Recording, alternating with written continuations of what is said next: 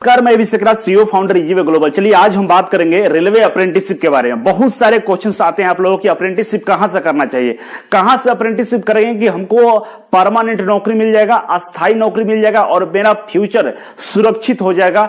ऐसा कौन सी कंपनी है जहां से अप्रेंटिसशिप करना चाहिए? इसके लिए बहुत सारी कंपनियों की कमी नहीं है, बहुत सारी कंपनी जहां से अप्रेंटिसशिप कर सकते हैं, लेकिन उन कंपनियों में सबसे नंबर 1 है वो रेलवे है। और रेलवे से अप्रेंटिसशिप क्यों करना चाहिए, इसकी बहुत सारी खासियत है। आज हम हर एक पॉइंट पर चर्चा करेंगे। वीडियो को लास्ट तक जरूर देखिएगा। अगर आप वीडियो मिस करेंगे तो बहुत सारा पॉइंट आपको पता नहीं चलेगा और आप गलत जगह अप्रेंटिसशिप कर लेंगे। तो रेलवे से अप्रेंटिसशिप के क्या क्या बेनिफिट है, क्यों करना चाहिए, इसके बारे में आज डिटेल्स में हम बात करेंगे। वीडियो को शेयर करने से पहले एक इंफॉर्मेशन आप लोगों को मैं बताता हूं कि अभी तक अगर आपने मेरा फेसबुक ग्रुप नहीं ज्वाइन किया है तो जल्दी से ज्वाइन कर लीजिए। इस फेसबुक ग्रुप में 1,23,000 मेंबर है जो कि आपस में डिस्कस करते हैं बहुत सारे जॉब्स को लेकर, बहुत सारे करियर अपॉर्चुनिटी को लेकर। बहुत सारे प्राइवेट कंपनी आती है प्लेसमेंट के लिए, उसका भी आपको जानकारी मिल जाएगा। इसके अलावा आईटीआई का हर न्यूज आपको पता चलने वाला है। इसके अलावा टेलीग्राम ग्रुप है। अगर आप तैयारी करते हैं, गवर्नमेंट जॉब की तैयारी कर रहे हैं, सरकारी नौकरी की तैयारी कर रहे हैं, किसी भी कॉम्पिटिटिव एग्जाम की तैयारी कर रहे हैं, टेक्निकल से जुड़े हुए हैं, तो आप इस टेलीग्राम ग्रुप को जरूर ज्वाइन करिए। इस टेलीग्राम ग्रुप में बहुत सारे मेंबर जुड़े हैं जो आपस में डेली प्रैक्टिस करते हैं। बहुत सारे प्रीवियस ईयर के क्वेश्चंस आप डाउनलोड कर सकते हैं और इसके अलावा स्टडी मटेरियल एक दूसरे से शेयर कर सकते हैं, वो भी सब फ्री ऑफ कॉस्ट में। मेरे इजीवे के एक फैकल्टी भी मौजूद होते हैं जो आपको समय समय पर गाइडलाइन दे सकते हैं, बहुत सारे क्वेश्चंस का रिप्लाई भी कर सकते हैं। तो जल्दी से इन दोनों ग्रुप का डिस्क्रिप्शन बॉक्स में लिंक दिया गया है और दोनों को ज्वाइन कर लीजिए। स्टार्ट करते हैं। रेलवे अप्रेंटिसशिप के क्या क्या बेनिफिट है आज मैं बताने वाला हूं, सारा डिटेल्स में मैं बताऊंगा। आप चौंक जाइएगा कि इतना बेनिफिट है फिर भी आप रेलवे से अप्रेंटिसशिप नहीं कर पाते हैं। और रेलवे में सबसे बड़ी बात यह कि अप्रेंटिसशिप हर साल आती है और बहुत संख्या में आता है। हर 3-4 महीने के बाद अप्रेंटिसशिप की फॉर्म आती है। रेलवे किसी न किसी जोन में अप्रेंटिसशिप आता ही है और आप अगर फॉर्म भरेंगे लगातार तो किसी न किसी जोन में सिलेक्ट हो जाएगा, कंप्लीट हो जाएगा। तो चलिए स्टार्ट करते हैं। सबसे पहला पॉइंट है कि 20% रिजर्वेशन मिलता है। ये 20% रिजर्वेशन कहां मिलता है? जब रेलवे में परमानेंट नौकरी आती है, परमानेंट वैकेंसी आती है, उसमें किसी भी जॉब के लिए आपको 20% रिजर्वेशन आता है कि अप्रेंटिसशिप करने वालों को रिजर्वेशन मिलता है। जैसे आप आईटीआई करने के बाद लोको पायलट बनना चाहते हैं या टेक्नीशियन बनना चाहते हैं, इन दोनों डिपार्टमेंट में किसी में भी अगर आप जाना चाहते हैं आईटीआई करने के बाद, तो आपके लिए 20% सीटें सुरक्षित रहती है। चाहे आप किसी भी कैटेगरी से हो, आपको 20% रिजर्वेशन मिलेगा। इसके अलावा जो संगठन है जो लगातार आवाज उठा रहे हैं कि रेलवे से अप्रेंटिसशिप करने वालों को परमानेंट जॉब दिया जाए। अगर कोई लड़का रेलवे से अप्रेंटिसशिप करता है और अप्रेंटिसशिप जैसे उसका कंप्लीट होता है तो वहीं पे उसको परमानेंट अस्थायी नौकरी मिल जाए, क्योंकि बहुत पहले ऐसा नियम था रेलवे में, बाद में इसे हटा दिया गया था। लेकिन फिर से वही नियम बहाल करने के लिए लगातार बहुत सारे संगठन आवाज उठा रहे हैं और आने वाले दिनों में हो सकता है कि रेलवे से अप्रेंटिसशिप करने पे अस्थायी नौकरी मिल जाए, बिना किसी एग्जाम का, बिना किसी प्रोसेस का। जैसे आपका अप्रेंटिसशिप वहां कंप्लीट होगा, आपको सरकारी नौकरी मिल जाएगी।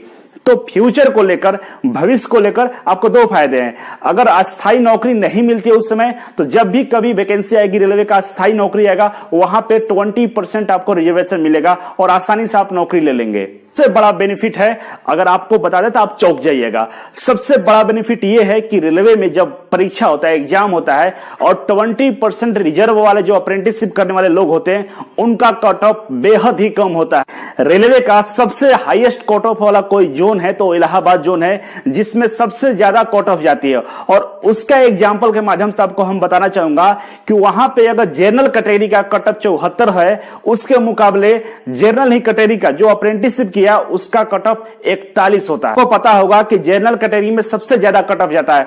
जनरल कैटेगरी का ही 2 लड़का है। मान लीजिए लड़का ए है और लड़का बी है। ए अप्रेंटिसशिप नहीं किया है और बी अप्रेंटिसशिप किया है।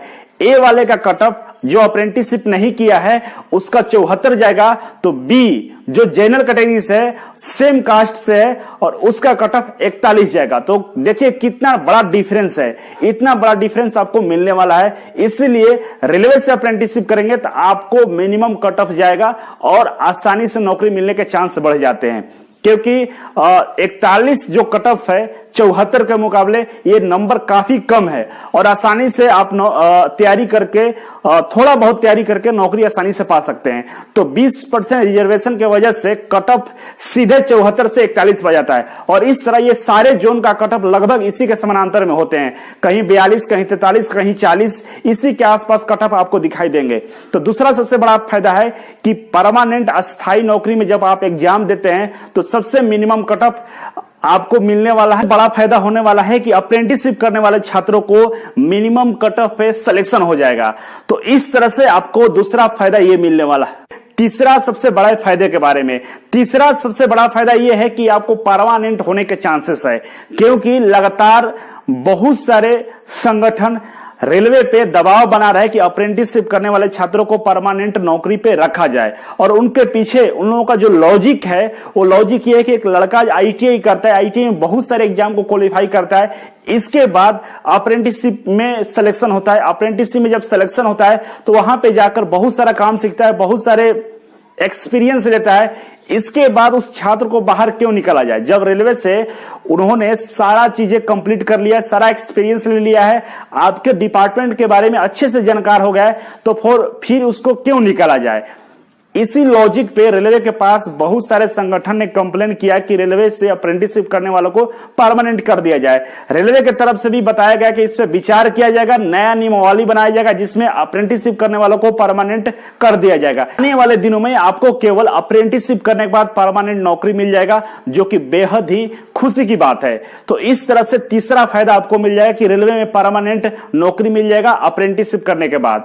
पे चलते हैं। चौथा सबसे बड़ा पॉइंट यह है कि पूरे एशिया का सबसे ज्यादा जॉब देने वाला कोई डिपार्टमेंट है तो वो है रेलवे। रेलवे ऐसा ऑर्गेनाइजेशन है जहां पे सबसे ज्यादा, एशिया का सबसे ज्यादा नौकरी देने वाला डिपार्टमेंट है रेल मंत्रालय।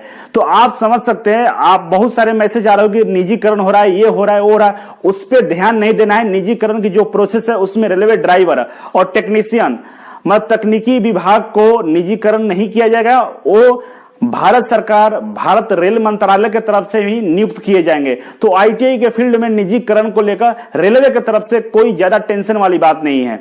तो आप समझ सकते हैं पूरा एशिया में सबसे ज्यादा अगर नौकरी दी जाती है वो रेल मंत्रालय भारत सरकार के द्वारा दी जाती है।